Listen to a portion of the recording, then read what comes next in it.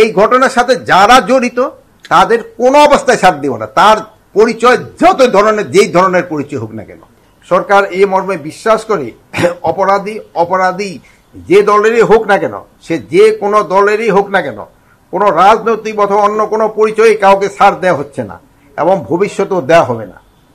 কোনো অপরাধীকে পুলিশ প্রশ্রয় দিবে না। সামাজিক অস্থিরতা, অসহিষ্ণুতা, নৈতিক স্খলন প্রকৃতির কারণে সমাজে অপরাধ প্রবণতা দিন দিন বৃদ্ধি পাচ্ছে। দেশ ও সমাজ থেকে অপরাধ কমিয়ে আনার দায়িত্ব আইন শৃঙ্খলা বাহিনীর পাশাপাশি আমাদের সকলের। এক্ষেত্রে আইন শৃঙ্খলা বাহিনী, মিডিয়া, রাজনৈতিক দল, সামাজিক সংগঠন, অভিভাবক, ছাত্র, শিক্ষক, সাধারণ জনতা সহ সবাইকে দায়িত্বশীল ভূমিকা পালন করতে হবে। আর কেউ যেন আইন নিজের হাতে তুলে না দেয়, এই বিষয়ে সচেতন জরুরি।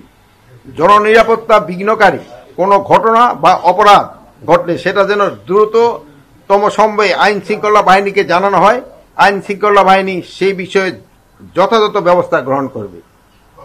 খুন, চুরি, ডাকাতি, চাঁদাবাজি, ছিনতাই, সন্ত্রাস, অপহরণ, নারী নির্যাতন, মব সহিংসতা, মাদক চোরাচালান সহ সব ধরনের অপরাধমূলক কর্মকাণ্ডে বিরুদ্ধে আইন শৃঙ্খলা বাহিনী নিয়মিতভাবে অভিযান পরিচালনা করছে এবং করবে।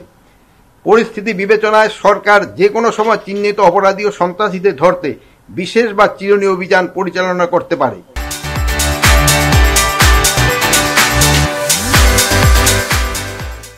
এক্ষেত্রে সাধারণ জনগণ সহ সকলের সহযোগিতা একান্তভাবে কাম্য।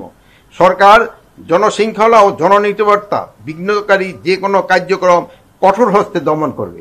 এই আত্মবিশ্বাসটা ফিরানোর জন্য আমি আপনাদেরও একটু সাহায্য এবং সহযোগিতা চাবো।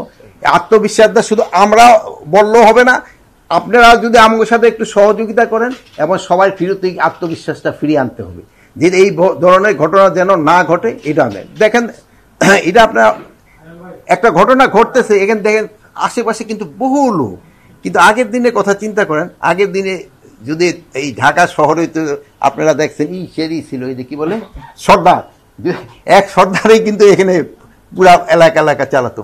এখানে ধরেন অনেকে মুরব্বীও ছিল, কিন্তু সবাই ভিডিও ফুটেজ নিয়েছে, কিন্তু আগে আসে না। আমাকে ওই সমাজের এই জিনিসগুলির দিকে কিন্তু খেয়াল রাখতে হবে।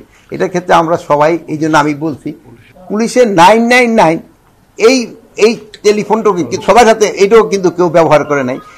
প্লাস ওখানে খুব নিকটেই কিন্তু আনসার কেউ কিন্তু যায়, কিন্তু আনসারদেরও ডেকে নিয়ে আসতে পারতো, ওইটাও কিন্তু করে নাই। কিন্তু তারপর আমি কাউকে কোনো দোষ আমি দিতে চাচ্ছি না, বাট এই ঘটনার সাথে যারা জড়িত তাদের কোনো অবস্থায় ছাড় দিব না। তার পরিচয় যত ধরনের যেই ধরনের পরিচয় হোক না কেন।